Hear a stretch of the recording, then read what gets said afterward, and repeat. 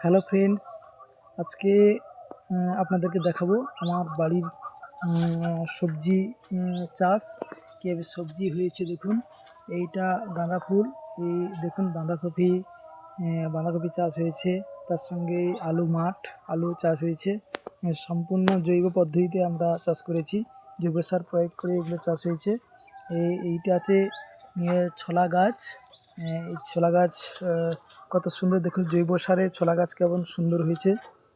এটাকে আমরা লাল আলু বলি, লাল আলু হয়েছে। সঙ্গে সঙ্গে এর পাশে আমাদের পেঁয়াজ দেওয়া হয়েছে। পেঁয়াজটা খুব একটা ভালো হয়নি, কারণ আমরা সময় করে পেঁয়াজের ঘাসটা নিংড়াতে পারিনি।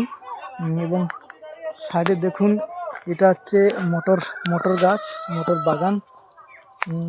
মটর বাগান করেছি।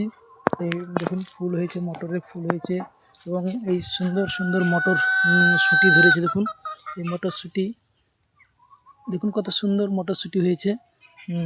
এর সঙ্গে আমরা বিনস চাষ করেছি এবং বিট চাষ করেছি। এটা আমাদের শাকতলা, পালং শাক, সঙ্গে আছে ধনেপাতা। এই দেখুন ধনেপাতা জৈব সার দিয়ে কীভাবে চাষ করা যায়, সেই জৈব প্রযুক্তির মধ্য দিয়েই আমরা চাষ করেছি। পাশেই আছে আমাদের এটা হচ্ছে গাজর গাছগুলো দেখুন, এই গাজর গাছ কত সুন্দর হয়েছে। এবারে ওখানে আমরা এবারে দেখাচ্ছি, এটা যে বাড়িতেও আমরা জৈব সার প্রয়োগ করে, জৈব সারের মাধ্যমে আমরা রসুন চাষ করেছি। এই রসুন একটু জল দিতে হবে, জল লাগবে, রসুন চাষ হয়েছে। এবং এখানে আমাদের ফুলকপিও হয়েছে, দেখবেন আমি দেখাচ্ছি। মূলো চাষ, এটা মূলো, এই আমাদের ফুল সবে ধরেছে। জৈব সার প্রয়োগের ফলে আমরা জৈব সার প্রয়োগ করেই বিভিন্ন চাষে, এটা রসুন বাগান, এটা রসুন দেখুন।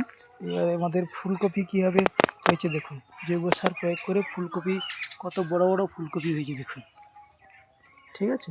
সঙ্গে দেখুন এইভাবে আমরা জৈব প্রযুক্তিকে কাজে লাগিয়ে, জৈব সার, রাসায়নিক সার বাদ দিয়ে আমরা জৈব সারের মধ্য দিয়েই চাষবাস করে থাকি বাড়িতে খাওয়ার জন্য। এবং আগামী দিনে আরও আপনাদের কাছে নতুন নতুন ভিডিও নিয়ে আসবো।